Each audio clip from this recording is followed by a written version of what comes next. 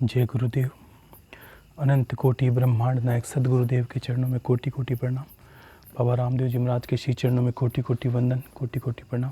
सभी को हर हर महादेव, शंभु शंकर, शंभु शंकर।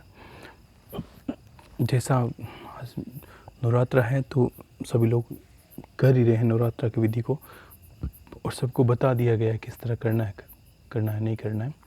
और जैसा काफ़ी लोगों ने बीच में गुरु भाई जी को बहुत मैसेज किए, उन्होंने थोड़ा बीच में कोई परेशानी आ गई, इसलिए कोई ठीक है, जीवन में उतार चढ़ाव चलता है। लोगों को क्या होता है कि मोह और माया ने बहुत झगड़ा होता है, इससे जल्दी से छूटना संभव नहीं है। तो मोह से इंसान कुछ ना कुछ कर ही बैठते हैं। कोई गलती हो जाती है किसी से, ऐसे गलती भी नहीं लेकिन भ्रम भी हो जाता है इंसानों को कि चलो जो भी छोड़ो, बात ऐसी बातें कोई मायने नहीं रखती।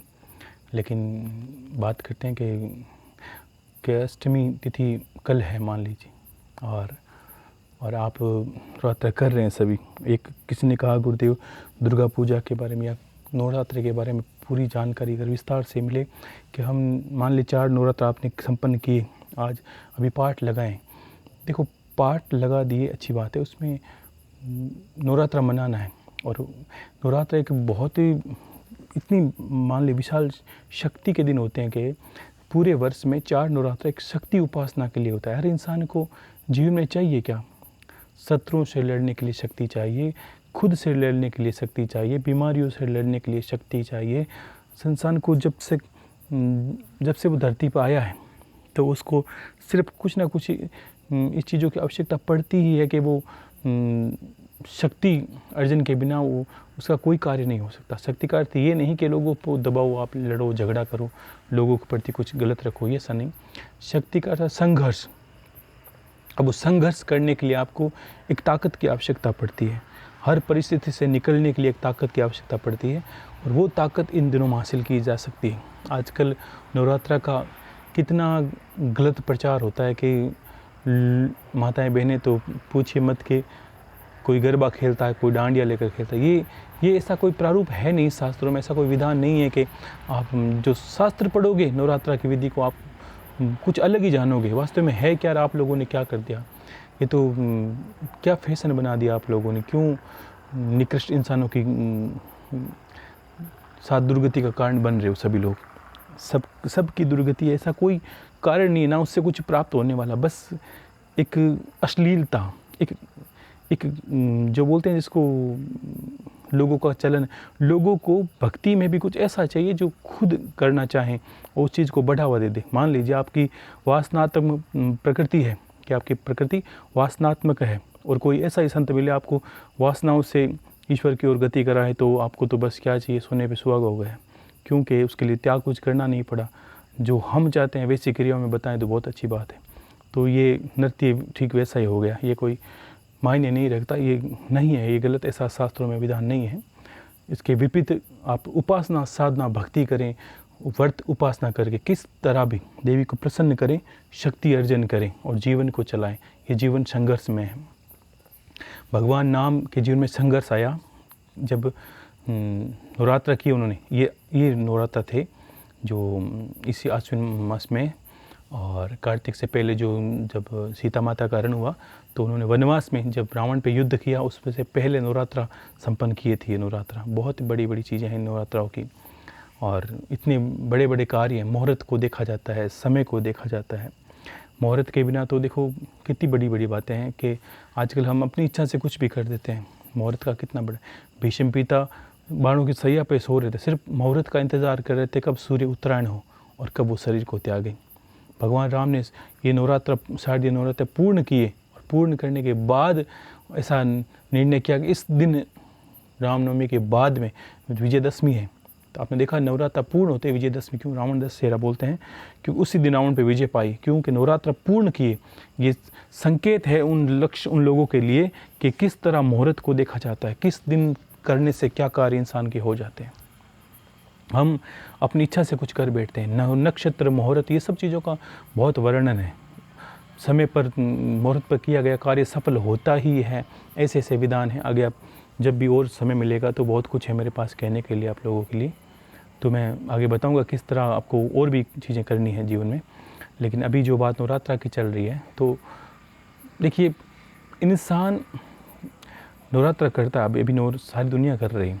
अब थोड़ा और पता होना चाहिए। मैं चाहता हूँ आपको और गहराई से पता चले कि आप जो सीखे हो, जो कर रहे हो, उसको और जानो। देखो जीवन में पहले नवरात्रि आपने संपन्न किए, तब थोड़ी गलतियाँ हुई, दूसरे में और सुधार किया, करते करते इंसान क्या करे, एक एक गलती को सुधार करते करते इंसान पारंगत हो जाता है अपनी कला में।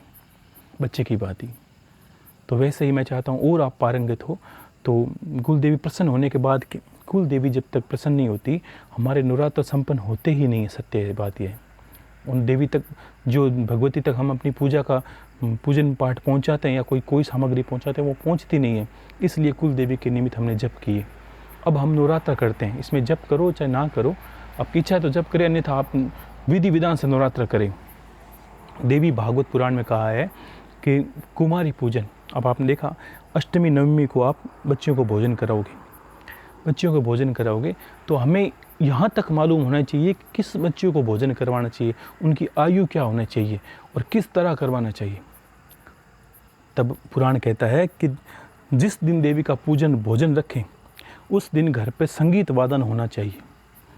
एक बात बताऊं कि घर पे एक छोटे से बच्चे का जन्मदिन है या छोटी सी कोई भी क्रिया है, तब हम गाना सुनते हैं, कुछ बजाते हैं, नाचते हैं, सब कुछ करते हैं। तो उससे पहले भी अब घर में देवी आई है, साक्षात भगवती आई है, ये भाव रखकर हम उस दिन जब वो देवी पधारी या बच्चे जब खाना खाना है, उससे पहले घर के, अभी तो नहीं करते लोग, लेकिन गाँव में अभी तक भी लोग ढोल वगैरह बजाते हैं, कुछ वो गेट के आगे उनको बिठा देते हैं, वो बजाते हैं, फिर लड़कियाँ वहाँ से आती है भोजन करने के लिए देवी के रूप में।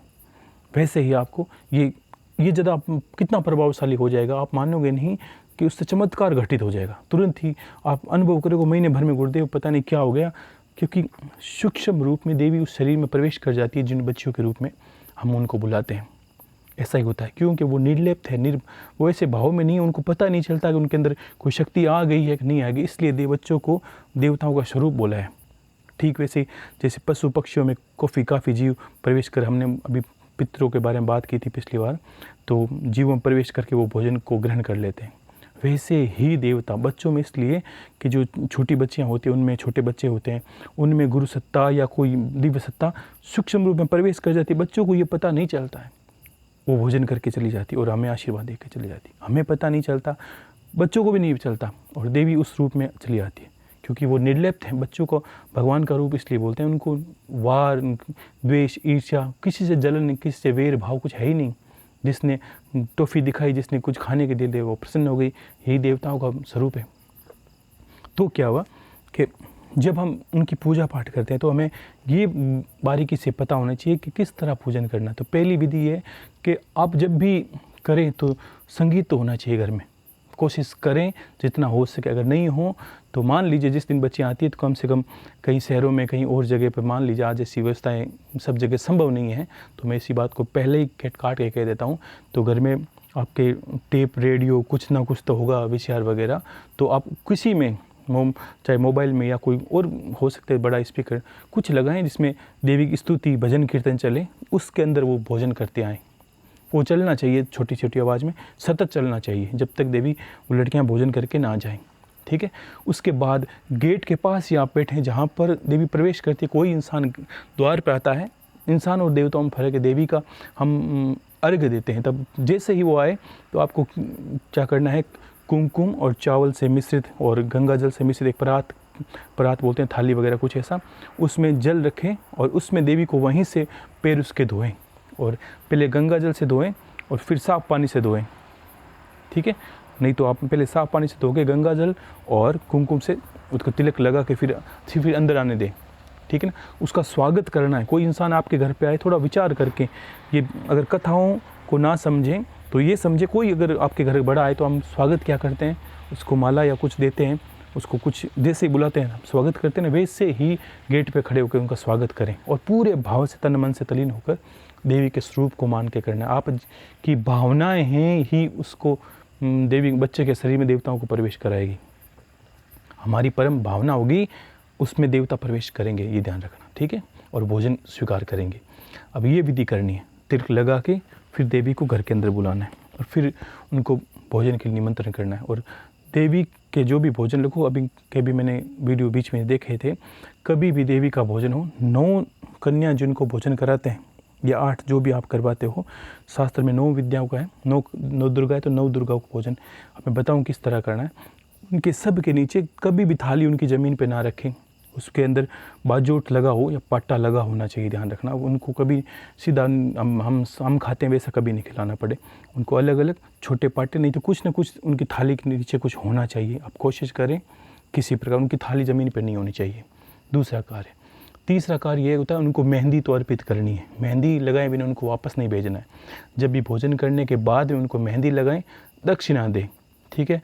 हो सकता है तो कपड़े देने, नहीं तो कुछ दक्षिणा देते हैं तो भी मान्य होता है ये। और प्रेम से दुलार करके उनके सर पर हाथ फेरना है, और भाव फेरते वक्त ये ध्यान रखना कि वो माँ ही है, छोटे रूप में आई है।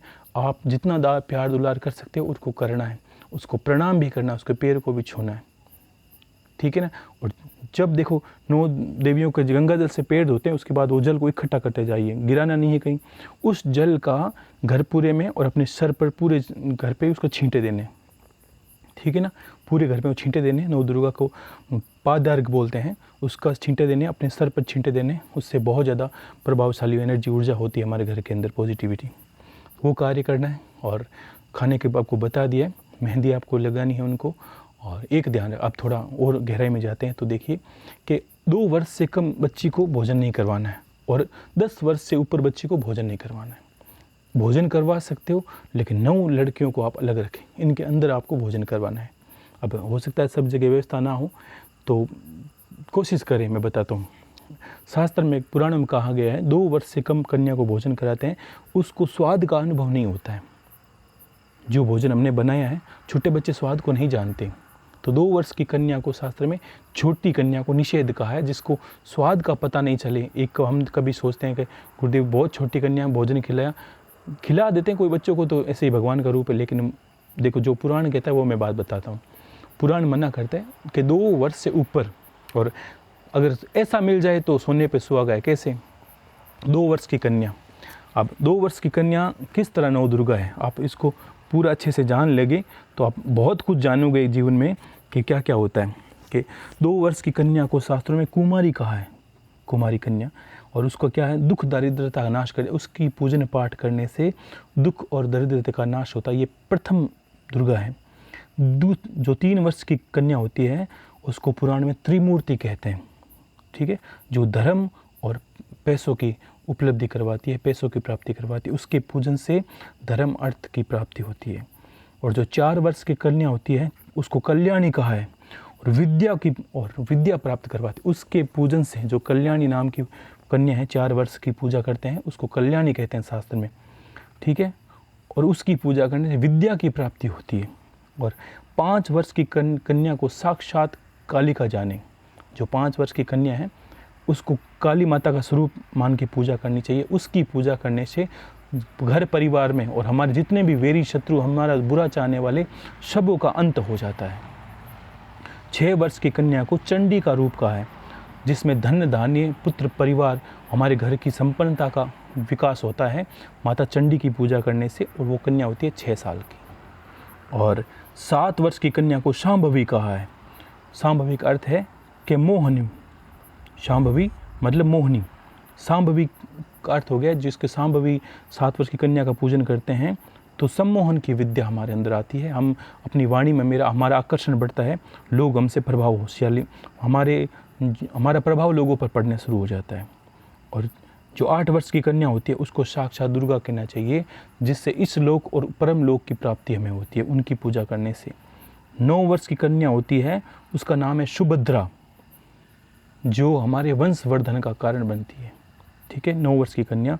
और 10 वर्ष की कन्या को साक्षात रोहिणी कहना चाहिए, जो क्या करती है, हमारे सर्व सिद्धियों की दाता है। हम जीवन में कभी भी पूजा पाठ उपासना करते हैं तो हमारी सारी विद्याएं फलित होती है, जिसको शास्त्रों में कहते हैं सिद्धिदात्री, ठीक है। तो 10 वर्ष की कन्या रोहिणी होती है। अब 10 कन्या हैं, लेकिन 10 में 2 से शुरू किया है, क्योंकि 2 से पहले मान्य नहीं है, कन्या 9 ही है। इस तरह 9 कन्या की पूजन करने से नवरात्रि संपन्न होती है। अब हम क्या करते हैं, मान लो समय अलग है, मिलता नहीं है हर जगह, गुरुदेव 2 वर्ष की कन्या अलग मिलती है, कहीं 3 वर्ष की मिलना सारा संभव नहीं है। अगर ऐसा मिले तो सोने पे सुहागा है, अन्यथा वर्ष को देखकर ये ध्यान रखना कि 2 वर्ष से और 10 वर्ष से बीच की कन्याओं को आपको भोजन करवाना है।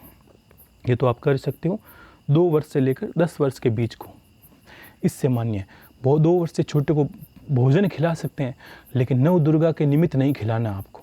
नव दुर्गा मानकर एक एक को ये सोचना है। हम कभी क्या करते हैं कि 10-15 लड़कियों के साथ में खाना खिला देते हैं, तो ध्यान रखना वो मान्य नहीं है।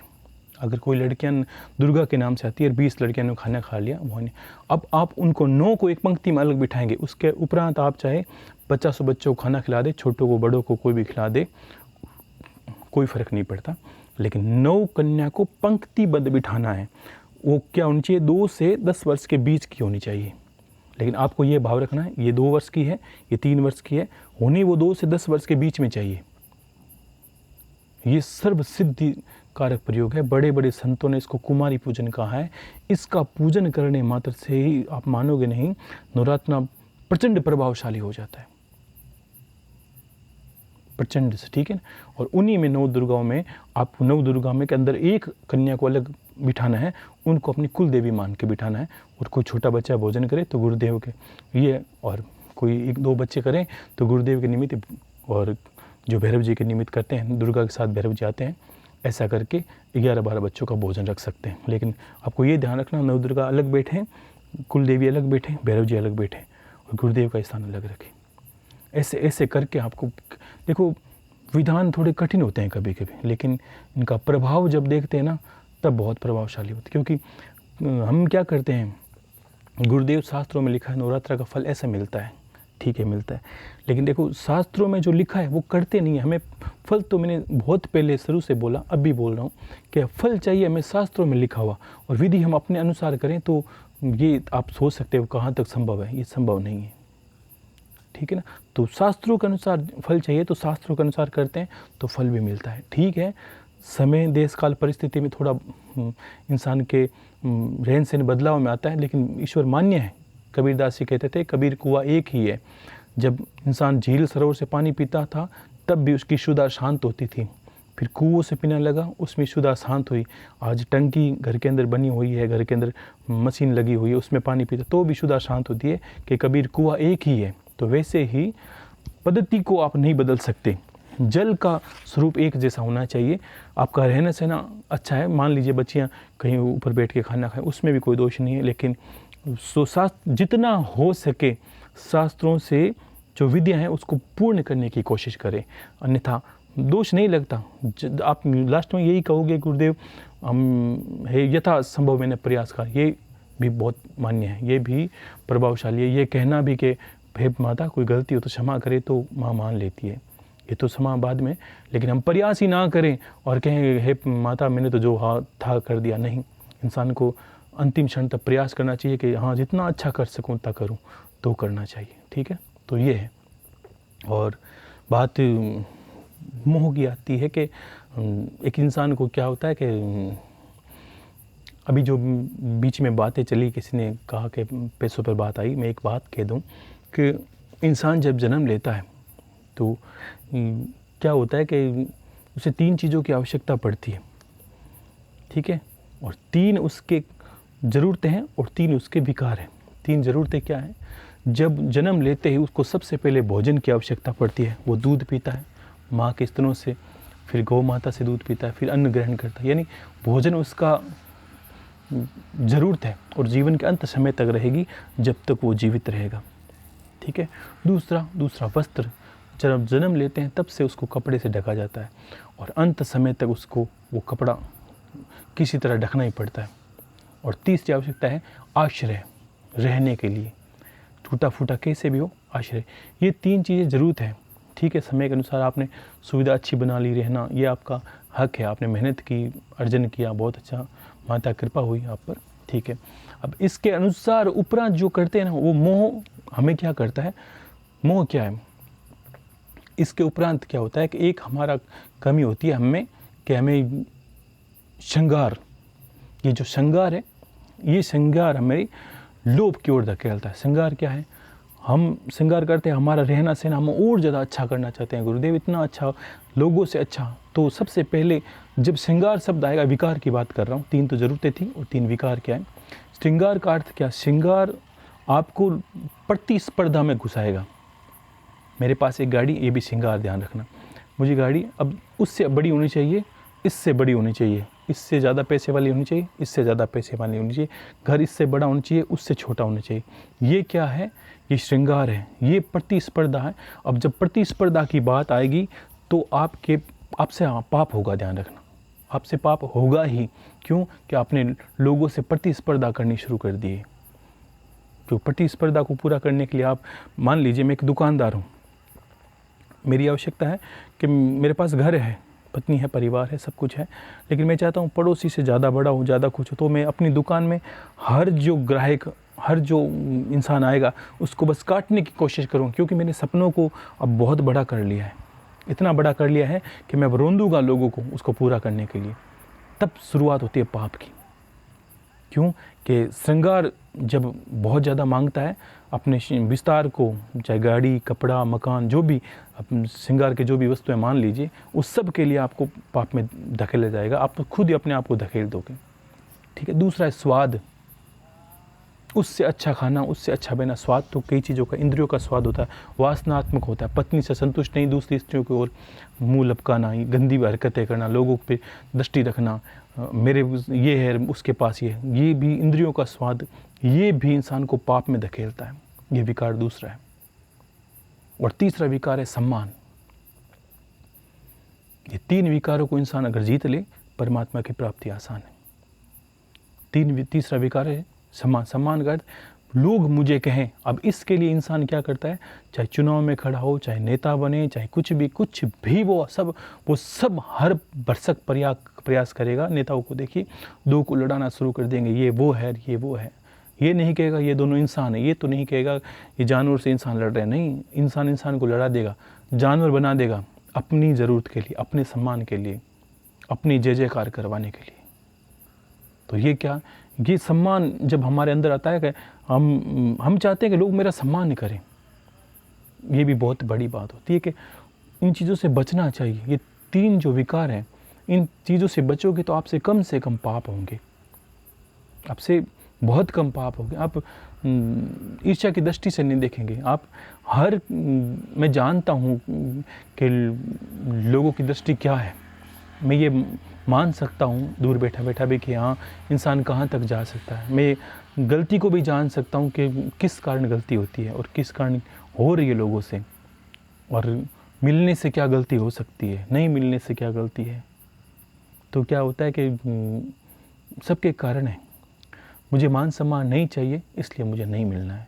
मुझे मान सम्मान की आवश्यकता नहीं है, इसलिए मुझे अपना कोई चेहरा दिखा कर आपको, मेरा मान सम्मान, मेरे गुरु के चरणों में मेरा मान सम्मान है।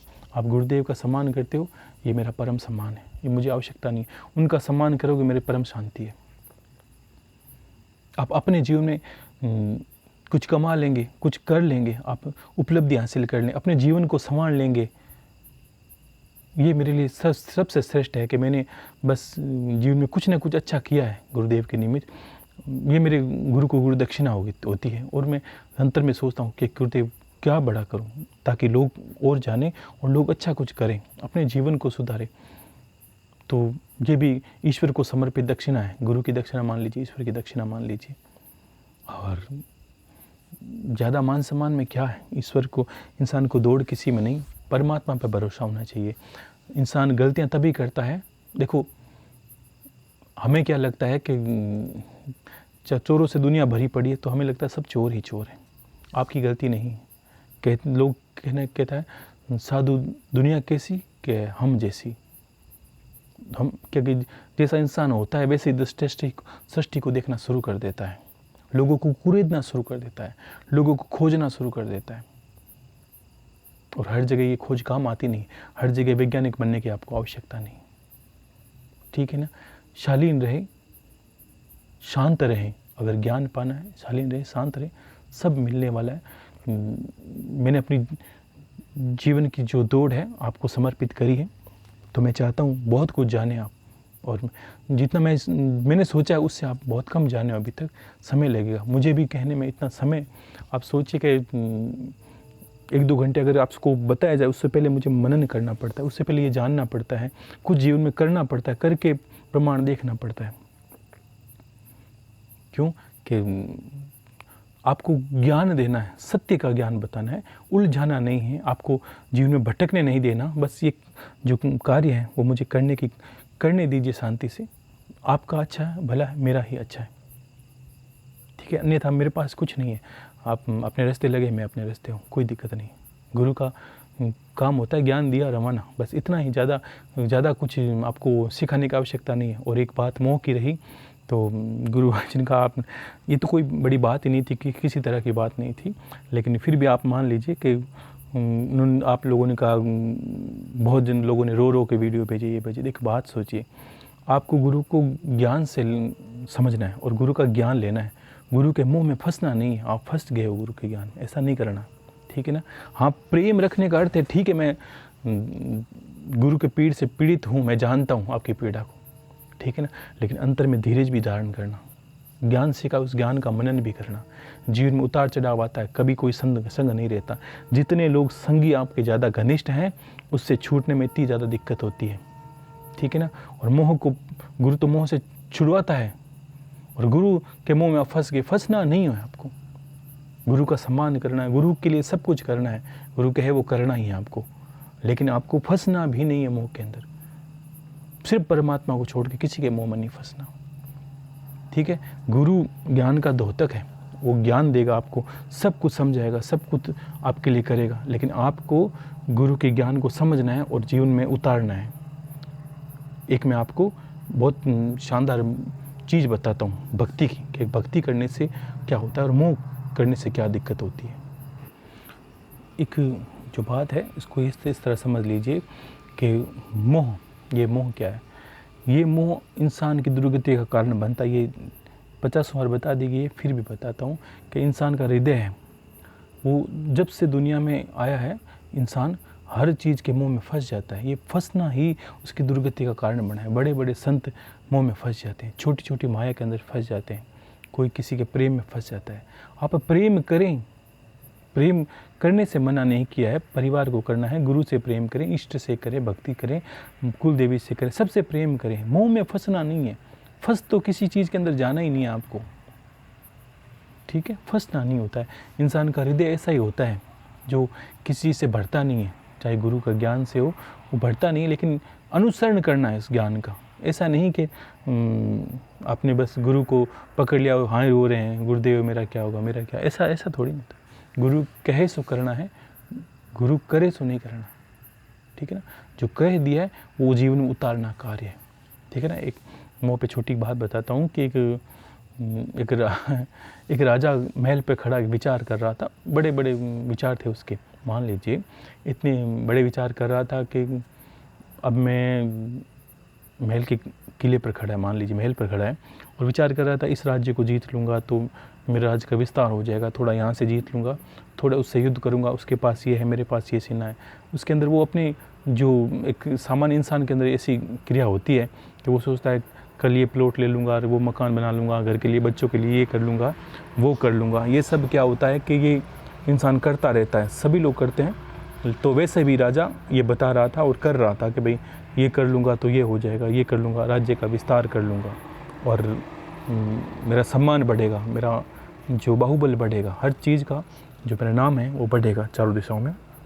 ऐसे विचार करते जा रहा था, तो अचानक ही उसी दरवाजे पर एक संत आए, बहुत प्रसिद्ध संत थे, और वहाँ संत निकले, और संत के हाथों में एक खप्पर सा बर्तन था, मान लीजिए कोई लिया हाथ में, और कहा था कोई ऐसा आदमी है जो मेरे खप्पर को भर दे, कोई ऐसा है जो मेरे इस खप्पर को भर दे, मुझे बड़ा दुख है कि कोई मेरी खप्पर को भर नहीं पा रहा है।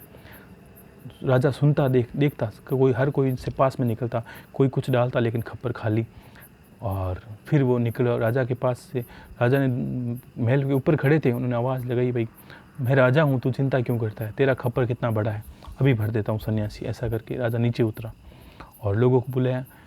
उसने कि भाई इस जो दरबार के सैनिक थे उनको बुलाया, भाई जो संतक है खप्पर है वो भर दीजिए, आप इसको सोने की मुद्राओं से भर दीजिए। तो कहा राजा आप विचार कर ले, मेरे खप्पर को भरना है तभी मैं खाना खाऊंगा, नहीं तो खाऊंगा नहीं। ये मेरा संकल्प है, आज जो भी मेरा खप्पर भरेगा उसके हाथ से मैं भोजन करूंगा। तो राजा ने कहा आप महल पर आए हो, राजा के दरबार में आए हो, यहाँ किसी बात की कमी नहीं, यहाँ खजाने के खजाने पड़े हैं, आपका खप्पर कितना है? तो कहा ठीक है आप कोशिश करिए राजा। तो राजा ने कहा, एक आया सैनिक थाली लेकर बड़े सारे मोहरों की सोने की, और मोहरे उसमें जैसे डाली, खप्पर में डाली, खप्पर नीचे धीरे धीरे खिसकता गया। खप्पर तो उतना ही था, मोहरे नीचे खिसक रही जैसे गीली मिट्टी में पानी जा रहा है, अंदर चली गई। राजा ने कहा और डालिए, और डालिए। 2-3 थालियाँ डाली। राजा को लगा ये मायावी खप्पर है। राजा ने कहा कोई बात नहीं, मैंने भरने का बोल दिया है तो मैं राजा हूँ, ये खप्पर कितनी माया करेगा। राजा ने पूरा खजाना मंगवा लिया, धीरे धीरे डालता गया और वो खप्पर सारी चीज़ें खा गया, कुछ नहीं रहा उसके अंदर। उसके अंदर तृष्णा बढ़ती गई, जैसे जैसे डाल रहा है वो तेज़ी से अंदर जा रही है, तेज़ी से अंदर जा रही है, तेज़ी से अंदर जा रही है।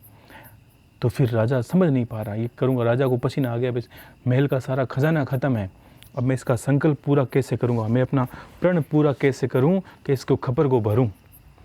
अब राजा विचार पड़ने लगा, और वो तो सन्यासी कहा मैं भूखा हूँ, अगर मेरे कोई खप्पर को भरो तब मुझे भोजन कराओ। राजा ने विचार किया ये खप्पर नहीं भरेगा, पूरा खजाना ख़त्म हो गया है। सभी लोग चिल्लाने लगे, हे राजन हमने सब कुछ डाल दिया है, आपके कहने पर सब कुछ मंगा लिया, यहाँ सब कुछ खप्पर में चला गया है, हमारे पास अब कुछ नहीं है। तो राजा ने दरिद्र भाव से उस सन्यासी की तरफ देखा और रोने लगे कि हे महाराज आप हो कौन, और ये कैसा खप्पर है जो भर ही नहीं रहा है, मैंने सारा खजाना लुटा दिया है। तो कहा राजन आपने संकल्प लिया था कि मैं इसको भर दूंगा। तो ये राजा ने कहा कि महाराज मैं असमर्थ हूँ, आप समझिए मेरी व्यवस्था को, मैंने सब कुछ डाल दिया लेकिन ये खप्पर नहीं भर रहा आपका। ये खप्पर किस चीज़ से बना है और क्यों ऐसा ये मायावी खप्पर है? तो राजा ने, जो सन्यासी था उसने कहा ये खप्पर है मनुष्य की हृदय से बना है, मनुष्य का हृदय है उससे उसकी चमड़ी बनी हुई है, अंदर की जो खप्पर है उसके अंदर चमड़ी है उसके बनी हुई है। मैं तेरे को यही समझाना ज्ञान देने आया हूँ राजा। उससे पहले सैनिकों ने बोल दिया था कि ये परम तेजस्वी संत है, यहाँ रहते हैं पास में। तो कहा मैं आपको यही उपदेश, तो राजा ने उसको बोला था कि आप मुझे कोई उपदेश दें ज्ञान का। तो उन्होंने यही कहा ये मेरा उपदेश ही समझो, ये जो मेरा खप्पर है मैं हमेशा लेके घूमता हूँ, ये मनुष्य के हृदय से बनाया है, और मैं ये खप्पर जब से मैंने बनाया तभी मैं हमेशा जानता हूँ कि ये कामनाओं से कभी पूर्ति इसकी होती ही नहीं है, इसमें कुछ भी डाल दिया जाए इसकी कामनाओं का अंत नहीं होता। मैंने तुम्हारे खजाने क्या लोगों के कितने इसमें डला दिए, मैं हर रोज़ घूमता यही खाना मैं आश्रम में खाता हूँ, लेकिन घूमता लोगों को शिक्षा देने के लिए यही हूँ कि मेरे कोई खप्पर को भर दे तो इसके हाथ से भोजन खा लूँ और उसको वरदान दे दूँ। लेकिन कोई मेरे खप्पर को भर ही नहीं पाता, और जो नहीं भरता उसको ये उपदेश ही देता हूँ कि देखो ये कामना हो, और तुम भी महल पे खड़े खड़े वही कामना कर रहे थे, आज तुम सुखी हो, लेकिन और सुखी होने की कामना क्या है, और का अर्थ क्या है? ये और कभी ख़त्म ही नहीं होता, ना इसकी कोई सीमा है। तुम अपनी सीमा में सुरक्षित हो, दूसरे की सीमा को छीनोगे, उसमें सुरक्षित नहीं रहोगे, फिर तुम्हारे विस्तार बढ़ेगी। हृदय की भावनाओं में जो मोह के प्रति जो भावनाएं इंसान की है वो ख़त्म होती ही नहीं है। इंसान हमेशा सोचता है कि ये कार्य हो जाए गुरुदेव, ये हो जाए प्रभु, इष्ट के सामने रोज़ जाते हो और ये विचार करें कि भगवान ने आपके कितने कार्य किए हैं, लेकिन आपकी कामनाओं का अंत नहीं है। आपका जन्म हुआ, आपका शरीर सही है, लोग तो विकलांग भी बैठे हैं, लोग तो अंग भंग भी बैठे हैं, दिव्यांग भी हैं, लेकिन आप शरीर स्वस्थ हैं, इसमें लिए भगवान को धन्यवाद नहीं दे सकते। हे प्रभु कुछ पैसे हो जाए, आपके पास पैसे हैं, शाम को वक्त रोटी आती है थाली के अंदर, कोई कमी नहीं है, बच्चे अच्छी शिक्षा ग्रहण कर रहे हैं, पति अच्छा कमाने लगा है, धीरे धीरे व्यवस्थाएं होती है, उतार चढ़ाव जीवन में आता है, ये जीवन का लक्षण है। आज ऐसा गरीबी उस दिन कह सकते हो कि गुरुदेव आज तो रोटी की नहीं, आज रोटी नहीं खा पाया, आज रोटी थी नहीं, आटा ही नहीं था, तो मैं समझता हूँ कि हाँ आपको वास्तव में प्रभु की आवश्यकता है। अन्यथा भगवान ने क्या है कि कहानी बात अच्छी है कि ईश्वर ने आपका पेट भरने की जिम्मेदारी ली है, आपकी पेटी भरने की नहीं। और पेटी आप अपनी जो कामना है उसमें सबको हिस्सेदार मानो तब भरी जाएगी। सबके हिस्सेदार कैसे? सबके लिए करोगे तब भगवान आपकी पेटी जरूर भरेगा। ठीक है, इसलिए मोह का त्याग करना है। मोह किसी चीज़ का नहीं करना, चाहे पैसे हो चाहे संतान हो, सबको प्रेम रखना है। प्रेम रखने का अर्थ ये होता है कि आप उनको मत दर्शाओ कि भाई मैं सन्यासी बन गया हूँ ऐसा नहीं करना है। ठीक है ना, अंतर में वैराग्य प्राप्त करो, अंतर में सन्यास ग्रहण करो। किस तरह कि सन्यासी की बात ही रहना शुरू कर दिया, सन्यास कपड़े नहीं, बस स्वभाव से सन्यासी हो जाओ, तो ही ईश्वर की प्राप्ति होनी संभव हो जाती है। ठीक है, और भरोसा रखो भक्ति पर। अब लोग क्या करते हैं कि शुरू से देखिए इंसान की फितरत होती है, 10 दिन वो किसी देवता के पास जाएगा, 10 दिन किसी देवता के पास जाएगा, क्योंकि उसको सत्य में बताऊँ विश्वास नहीं है कि ये जल्दी कर देगा, ये देरी से करेगा, ये जल्दी कर देगा, ये देरी। विश्वास रखना है। एक विश्वास की बात बताता हूँ, और श्रद्धा विश्वास की किस तरह, और बहुत गुणी बात है। एक समंदर में एक जहाज़, जिसको बोलते हैं आप शिप अपनी भाषा में, तो एक जहाज़ के अंदर बहुत सारे लोग यात्रा करते, जहाँ समंदर के अंदर जहाज़ चल रहा था। उसी में एक पंडित जी थे, बहुत ज्ञानी। वो पंडित जी संध्या वंदन के समय माला करने बैठे। ठीक है, उनकी पत्नी थी साथ में, और बहुत से लोग, मान लीजिए वो पति पत्नी घूमने जा रहे थे, या अब ये समझ लीजिए कि बहुत से लोग उसमें चढ़े हुए थे, 1000 लोग थे उसके अंदर, बहुत बड़ा शिप था। तो पंडित जी ने संध्या वंदन के समय आंखें बंद की और गायत्री माता की संध्या करने आंखें बंद करने बैठ गए। और करते करते उसी वक्त जब वो संध्या करने बैठे, उसी वक्त जो जहाज़ का, जिसको बोलते हैं मेन मेजर होता है या कैप्टन होता है, उसने अनाउंस करवाया कि हम समंदर में फंस गए हैं, जहाज़ का एक इंजन ख़राब हो गया है, दूसरा इंजन सही से काम नहीं कर रहा है, और आज ये जहाज़ डूबेगा, ये निश्चित है। हम अंतिम समय की ओर अग्रसर हैं, और आज हमें कोई नहीं बचा सकता। ठीक है, और इतना सुना अनाउंसमेंट में, और जहाज़ पे भगदड़ मच गई कि जिसको जैसा करना ईश्वर को याद कर ले, अपने लोगों से मिल ले। तो लोग चिल्लाने लगे। आप सोच सकते हो, ऐसी आवाज़ सुनते ही वो कहाँ जाएं, वो बीच समंदर में जहाज़ खड़ा है, और पूरी दुनिया चिल्लाने लगी उसके अंदर बैठकर। कोई मिल रहा है, कोई रो रहा है, किसी गले लग रहा है, अब क्या होगा, अब क्या होगा, अब क्या होगा। और ये तो बात फाइनल थी, इसमें कोई मजाक नहीं था कि वास्तव में जहाज़ डूबने वाला था। सबको ऐसे हो अल्लाह, वो आप ये बात को तो कोई भी करता तो समझ जाते हैं कि भाई कितना डर फैल गया होगा इस बात को सुनते ही। तो बहुत ज़्यादा डर फैला, सब लोग चिल्लाए ये होगा वो का पता नहीं। और वो जो पंडित जी की पत्नी थी, वो भागी भागी आई, पंडित जी को आवाज़ लगाई, उठिए, सुनिए मेरी बात को, जहाज़ डूबने वाला है, अब हम नहीं बचेंगे, घर पे बच्चे अकेले, हम किससे मिलेंगे, ये होगा। वो चिल्लाने लगी ज़ोर से। पंडित जी आंखें नहीं खोल रहे, वो अपनी संध्या वंदन में आंखें माला में मस्त थे, उनको कोई फ़र्क नहीं पड़ रहा था। फिर चिल्लाई, आप सुनते नहीं हो, ये क्या हो रहा है, आप अब माला से क्या फ़ायदा, हम तो मरने लगे हैं, माला से क्या होगा, ये होगा, ये होगा। चिल्लाने, आंखें खोलिए आप, ये फिर पंडित ने फिर नहीं सुना। कम से कम 5-7 बार आवाज़ लगाई, ज़ोर से रोक के लगाई, क्योंकि संध्या वंदन करते हैं उस वक्त उनको हाथ नहीं लगाना चाहिए। कभी भी कोई संत महात्मा कोई भी पूजा पाठ करता है, उससे थोड़ा दूर रहना चाहिए, हाथ नहीं लगाना चाहिए। पत्नी को ये पता था, अब वो क्या करें, लेकिन उसने 10-15 बार आवाज़ लगा दी, कभी उसने संध्या वंदन को नहीं तोड़ा। लेकिन अब क्या करें, क्योंकि पंडित जी आंखें खोलने को तैयार नहीं लगे, समाधि जैसे उनको लगी हुई थी, सुनाई दे रहा था, लेकिन वो तो अपने संध्या वंदन में मस्त थे, आंखें नहीं खोली। और अंत में पत्नी ने उनके हाथों को पकड़ा और जोर से झकझोड़ कर क्या कहा कि आप सुनते नहीं हो, बहरे हो गए हो क्या, हम सब मर रहे हैं, बाहर देखो, हम ये जहाज़ निश्चित भवन में फंस गया है, डूबने वाला है, सब कुछ अनाउंसमेंट हो गया। ये जैसे ही पंडित जी ने झकझोड़ से आंखें खोली, पंडित जी इतना क्रोधित हुए, पास में कुछ तलवार पड़ी थी, कहीं दीवार पर लटकी हुई थी, जैसे लगे, पंडित जी ने झट से दीवार से तलवार निकाली और जोर से पत्नी के गर्दन पर प्रहार किया। क्या किया, आंखें खुलते ही तलवार पर हाथ लगाया, खींचा, क्रोध से आंखें लाल करके जोर से गर्दन पर पत्नी के प्रहार किया, और गर्दन के पास आते तलवार को रोक दिया। और पत्नी की आंखों में देखा, पत्नी को कोई फर्क नहीं पड़ा। पत्नी से पूछा, मैंने इतना गुस्सा किया, ये तलवार उठाई और तुम्हारी गर्दन पे चलाने वाले थे, और गर्दन इतनी पास तलवार आ गई, तुम्हें डर लगा? कहे नहीं डर लगा। क्यों नहीं लगा? कि मुझे विश्वास था कि मैं आपकी पत्नी हूँ, आप आपका शस्त्र मुझ पे नहीं चल सकता। मैं आपकी पत्नी हूँ। किसकी? पंडित जी की। पत्नी ने ये कहा, मुझे विश्वास है कि मैं आपकी पत्नी हूँ, आपका शस्त्र मुझ पे नहीं चलेगा, आप चाहे क्रोध कितना ही कर लें।